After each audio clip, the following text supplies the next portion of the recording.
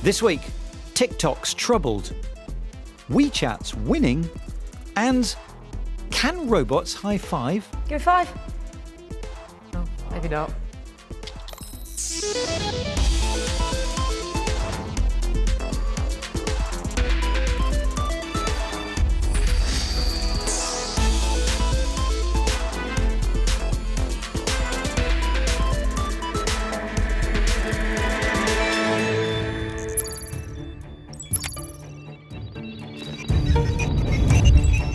Silicon Valley, the home of Google, Facebook, Twitter, and all those other big social media companies that dominate our lives. World-changing in their day, but more recently, it's all getting a bit samey, don't you think? Some say social media, Silicon Valley style, has stopped innovating. But new rival companies are emerging that are starting to shake things up. And they're coming from China.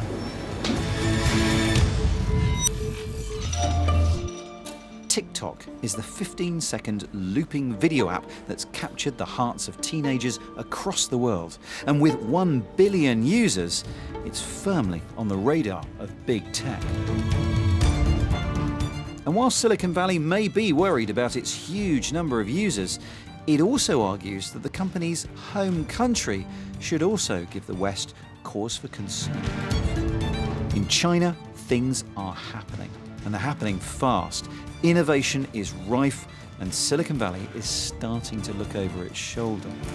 As part of the BBC Rivals season, we're taking a look at whether China is about to change the global power dynamics of the internet. Nowadays, Silicon Valley has a genuine rival in Chinese internet companies. We're now seeing genuinely innovative products coming out of China, things that the West is now looking on quite enviously and saying, we would like to be more like that. Technology supremacy between Beijing and Washington. It is not only about technology, about innovation itself. It's also about who writes the rules of those technology in the future.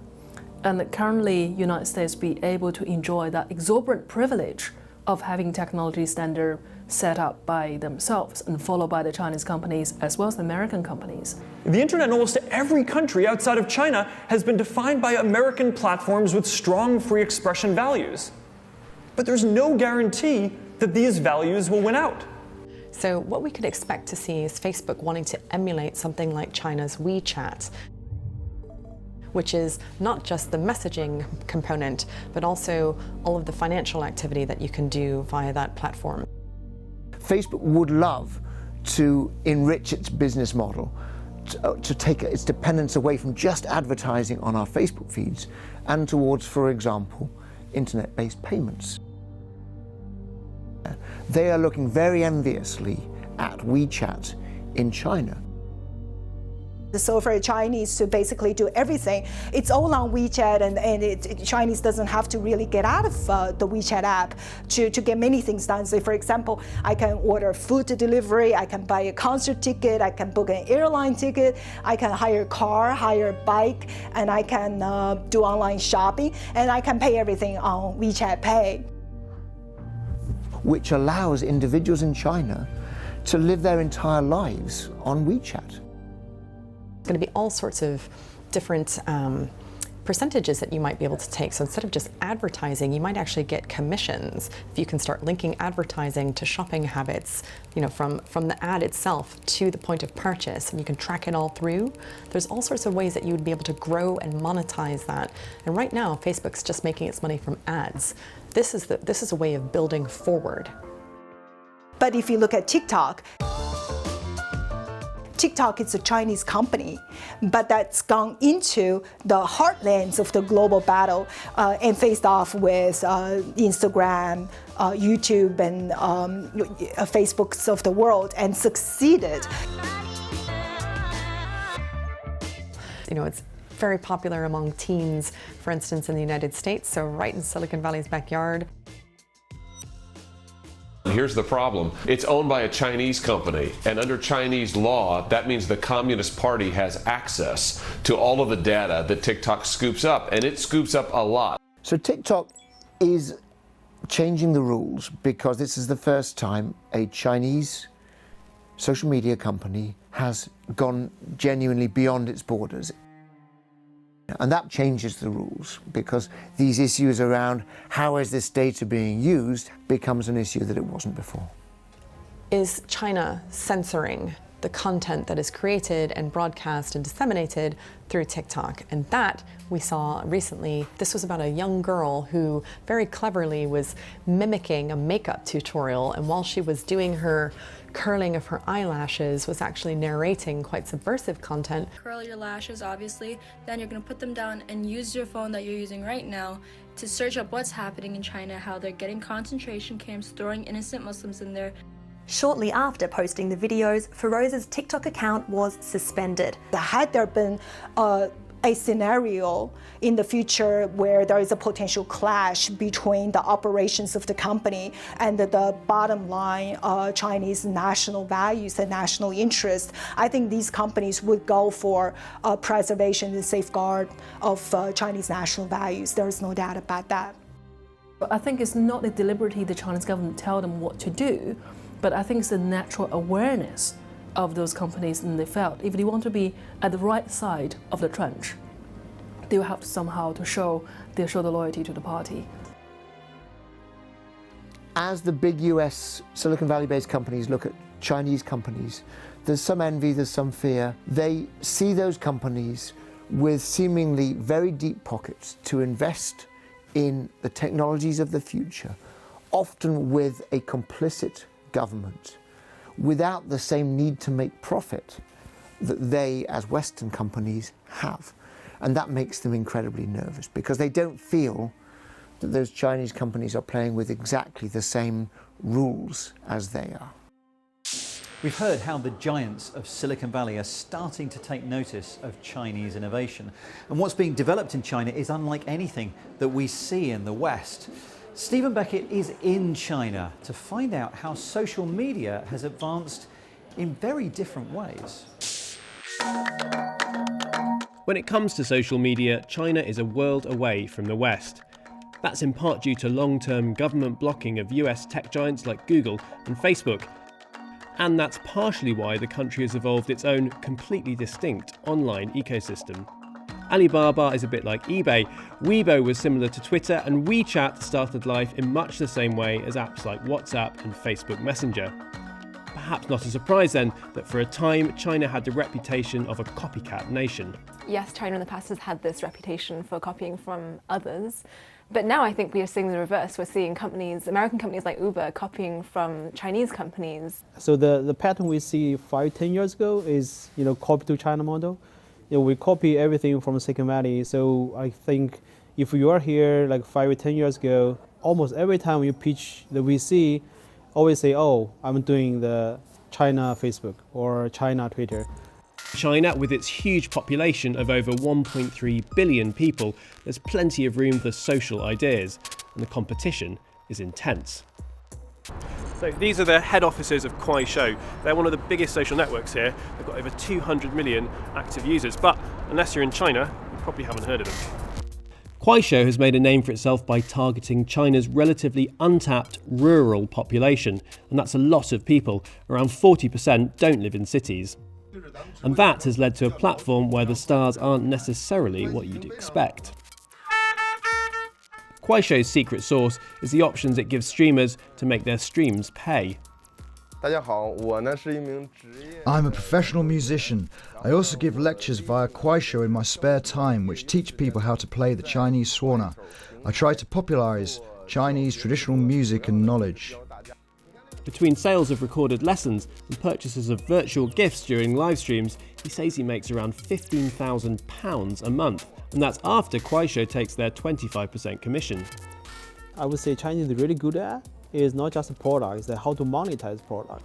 In future, probably we'll see more business models which are driven by the live streaming or the short videos. But Kuaishou's 200 million users isn't quite so impressive when you compare it to China's social titan Tencent and their so-called mega app WeChat. WeChat is the largest and most popular social media platform. It has become a lifestyle in China. It was launched in 2011. We have now reached 1 billion unique monthly users from over 200 countries and regions. Our services include providing information, entertainment and e-payment, offering services on all aspects of life. And now WeChat is becoming an even greater part of daily life, thanks to something called mini programs. WeChat mini program is an app that doesn't require you to download and install. They are sub-applications within the WeChat ecosystem and a new tool developed by WeChat. Mini programs allow third parties to add new features to WeChat on demand. It's a bit like having the entire App Store already on your phone. The idea is that you can pretty much do everything you could ever want on your phone without ever closing WeChat. So this convenience store is set up on the campus of WeChat's head office.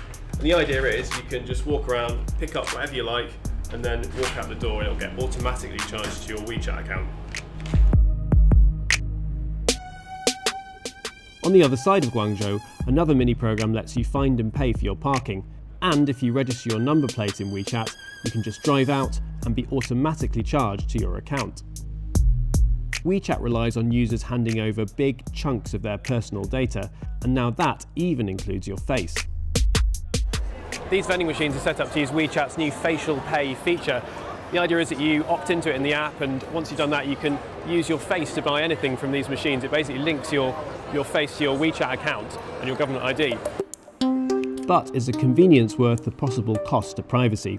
In 2016, Amnesty International awarded the parent company of WeChat, Tencent, 0 out of 100 for their privacy practices. I think there's a common perception that people in China don't care about their privacy, and that perception is completely false. The government over the last few years has been trying to roll out its own cybersecurity regulations and trying to educate consumers about the dangers of data being lost or leaked. WeChat's privacy policy says it will provide the Chinese government access to much of what you do in the app when legally required, including the things you type and data like your location. WeChat would not use user-sensitive data for our other products. We comply with local laws and regulations to protect users' privacy and data. It's hard to deny that social apps in China have taken on a life of their own, if not outpacing, then going in new directions to competitors in the West. The big question is whether more Chinese apps can follow TikTok in going global, despite the concerns around privacy and censorship.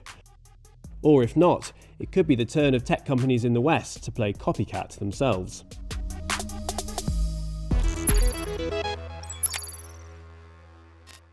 Hello and welcome to the Week in Tech. It was the week Amazon sued the US Department of Defense, claiming that President Donald Trump applied improper pressure to stop it winning a $1 billion military contract. Video sharing platform YouTube banned clips that include malicious insults and veiled threats to prevent abuse based on race, gender identity or sexuality. And Caitlyn Jenner, Prince Andrew and Boris Johnson were among the most searched for celebrities of the year, Google has revealed. Other popular searches concern TV's Game of Thrones, the viral dance craze flossing, and importantly, how to eat a pineapple. In the US, a Tesla crashed into a police car while operating on autopilot, a mode the company says requires active driver supervision and should not be considered autonomous. The driver said the Model 3 accident occurred while he was checking on his dog in the back. Fortunately, no one was injured. BioShock, the first-person shooter game trilogy that sold more than 33 million units, is getting a fourth instalment. The game's creators 2K said industry veteran Kelly Gilmore will be leading the release.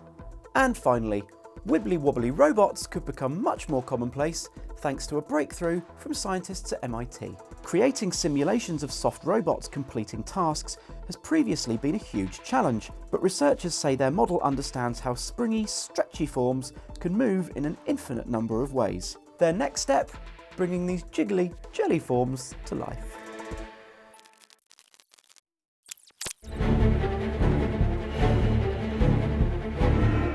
Star Citizen combines elements of a massively multiplayer role-playing game, a spaceship sim, and first-person shooter. All in a vast, persistent universe. Thanks, Wendy. It has a large, loyal fan base.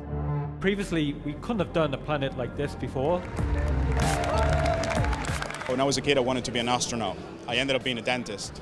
I always used to fantasize with being a spaceman, and that's what Star Citizen is. Coming up behind you. Star Citizen is important because it's a Chris Roberts game. Chris Roberts started out the Wing Commander franchise in the 90s. It's almost like he's the George Lucas of space games. Star Citizen came around because Chris Roberts wanted to create the ultimate space sim that hadn't existed. He'd made Wing Commander and he wanted to make the biggest follow-up to that. But I don't want to build any old game. I want to build a universe. I want to build a game I always wanted to build, but I didn't have the tools to do until now. So when people then saw it, they saw what he was selling, they saw what he wanted to create, they wanted to invest in that. And invest they have, so far in excess of $250 million, with $37 million raised in the last year alone. All this for a game which is still in the testing phase and isn't a finished product. Cloud Imperium Games has been developing Star Citizen since 2012. It now has a team of 500 spread across 5 studios in the UK, Germany and the United States. This is the LA office. Even though the team here is busy still making the game, it is playable and being played by gamers at the moment.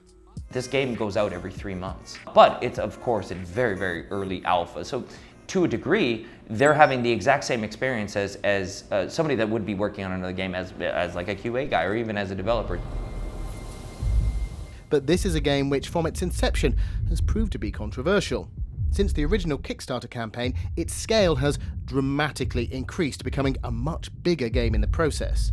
As the crowdfunding grew, so did the scope. What began as an ode to Wing Commander gradually grew into this giant, persistent universe. And, that's a very different product. As a result of changes to the game, earlier this year, Roberts Space Industries, a subsidiary of Cloud Imperium, was taken to court by a backer seeking a refund of almost $4,500, money he'd spent backing the game. A California judge dismissed the case without prejudice due to a clause in the Star Citizen end-user license agreement, which prevents anyone from taking Roberts Space Industries to court for a refund. The games company says it does issue refunds within a 30-day window. This brings us to the issue that seems to have generated the most headlines for Star Citizen. Money. $250 million sounds like a lot of money. But when you think the movie Avatar cost $237 million to make, and most estimates put GTA 5 are costing $265 million to make, it's not a crazy amount of cash to put into a game. From sunny Southern California to grey, wintry Manchester, while development on the game continues, here in Manchester, CitizenCon, which is a convention dedicated entirely to the video game, is kicking off.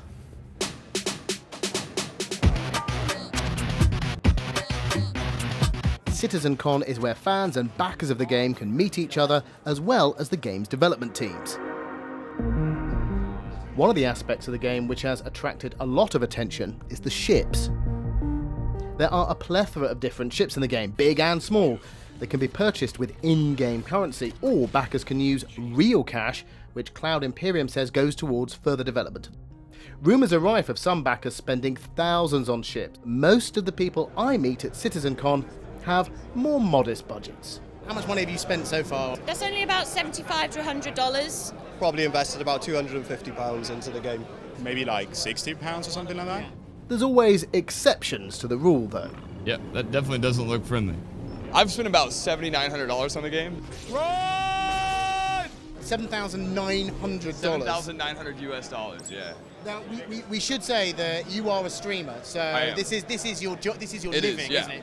We do these crazy battles, like 50 players going to war, sci-fi battles. Like that's what we do. Somebody send the backup! It's here in the midst of CitizenCon that I catch up with Roberts. What's going on? Well, I mean, we're trying to build a universe at like a level of detail that no one's done before, and so it's taking longer than we were anticipating when we first announced it. There's an awful lot of online negativity around Star Citizen. Why do you think that is? It's easy to be an armchair quarterback or an armchair developer. People aren't used to, don't really know how much work goes into making these games. I mean, there's been some, stuff on like Red Dead Redemption 2, but that was 7+ years. It takes time to build games of the sophistication and simulation detail that gamers expect now. I might just have a gig that I could use you for. So what's new? The new planet technology we have, which is much higher fidelity. We've been working on dynamic weather. The other really big thing that we're showing, the first time we're going through a jump point or a wormhole. Basically, as we carry on, we'll be opening up more star systems. Next year, we've been promised the release of Squadron 42, the single-player campaign aspect of the game. But for now, development continues on the main Star Citizen experience. It seems this game's journey is far from over. That was Star Citizen Mark. Now, Christmas is nearly here, which traditionally is the time when we all lay off the exercise and pile on the food. Not Lara, though. She's not waiting till January to get fit. She's getting on the case now with a little help from a friend. Right, I've got my gym kit, I've got my trainers. Now it's just time to meet the robot that I've got an appointment with. Hello. Yup, it's putting me through my paces on the treadmill. The idea here is that I'm going to be trained by AI with a spot of help from Pepper here. This Bristol Robotics Lab trial aims to teach a robot the empathy and motivational skills of a human personal trainer. Okay, I'm not quite sure what it's got in store for me. Think about getting ready to start running. Speed up now and run for 1 minute. Along with reacting to participants' heart rate data and facial expressions, whilst they try to build up to running 5K, it considers personality type in its quest to perfect its patter. That robot, to begin with, knows nothing. And then Don, our fitness instructor, he tells the robot in real time, right, now it's time to have a joke, or now it's time to sympathise, or now it's time to challenge. And every time he does that, the robot learns from that example. So after a few sessions, the robot then starts suggesting things. The estimated speed of the T-Rex is 27 miles per hour. I can't go as fast as that. I had to write what kind of behaviours the ideal robotic personal trainer should have, yet still keeping that as simplistic as possible for the roboticists and coders to implement. It's quite unnerving when it leans forward. I feel like I'm in trouble. The key human aspects in psychology go into analysing what that client needs at a given time. 10 people took part in the trial, some totally at ease with the concept. On the day of a session, I'd be thinking, okay, well, Pepper's standing there waiting for me. Kind of the longer you do this, the kind you get used to it a lot more. And probably if I was to run on a treadmill now, I'd be thinking, where's the robot? They didn't just see it as a tool, as an object. It wasn't just a robot. Each of them developed, I would say, a relationship. They would talk to it in different ways. The bot could be trained by different people, giving it different personalities and styles. But the general idea is that the gym of the future could be a very different place. Nice work. We're done for today. Thank you. I hope to see you again soon. Goodbye. Give me 5. Oh, maybe not. Oh, denied. That was Lara and Pepper, and that's it for this week. Next week, it's the Click Christmas special, which means tons of serious journalism and sensible outfits. In the meantime, you can get in touch with us on social media on Facebook, YouTube, Instagram and Twitter at BBC Click. Thanks for watching, and we'll see you at Clickmas.